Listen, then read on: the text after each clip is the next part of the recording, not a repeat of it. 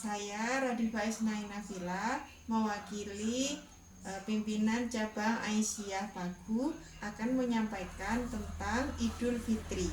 Apakah Idul Fitri ini akan kembali ke fitrah atau hanya sebuah perayaan?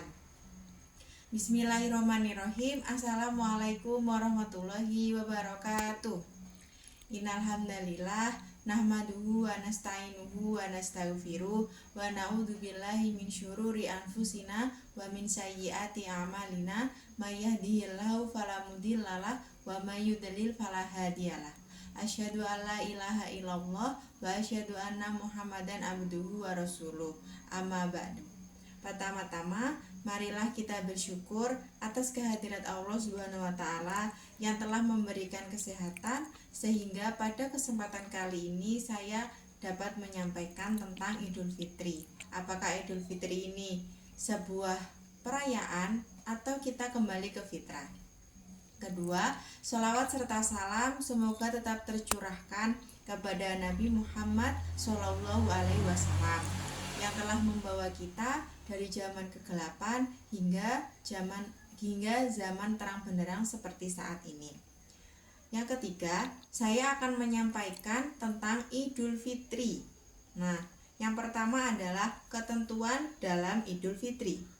Nah, sholat Idul Fitri terdiri dari 2 rakaat dengan jumlah takbir sholat sebanyak 7 kali pada rakaat pertama dan 5 kali pada rakaat kedua.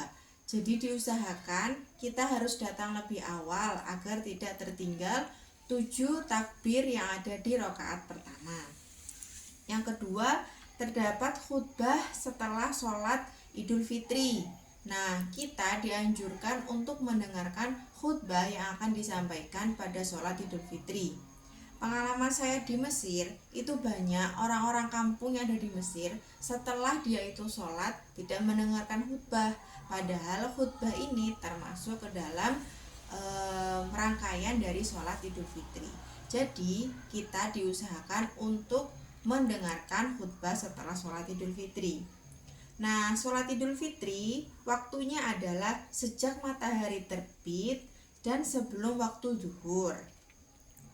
Disunahkan untuk memperlambat kehadiran untuk memberi kesempatan kepada umat membayar zakat. Nah, sebelum melaksanakan sholat Idul Fitri, kita dianjurkan untuk melaksanakan zakat fitrah. Nah, jadi waktunya itu sampai sebelum melaksanakan sholat Idul Fitri. Kemudian bisa dilakukan secara munfarid atau sendiri-sendiri apabila tidak bisa pergi ke lokasi Idul Fitri. Nah, sudah kita ketahui bahwa beberapa tahun kebelakangan itu ada COVID-19. Nah, ketika mungkin ada wabah atau ada COVID atau ada hal yang tidak bisa kita melaksanakan sholat secara berjamaah, bisa kita laksanakan secara munfarid atau mungkin dengan keluarga di rumah. Kemudian tata cara sholat Idul Fitri. Yang pertama adalah niat.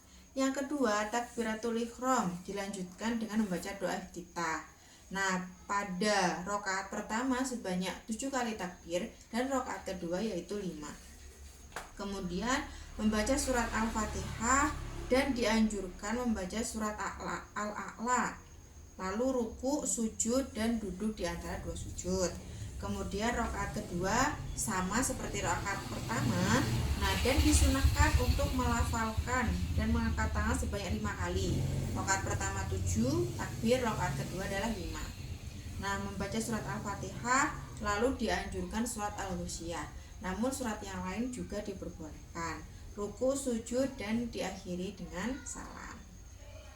Nah, kemudian sunnah setelah melaksanakan sholat.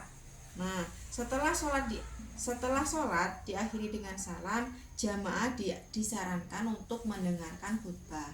Nah, jadi kita kalau bisa dan diusahakan juga bisa itu mendengarkan khutbah setelah sholat Idul Fitri.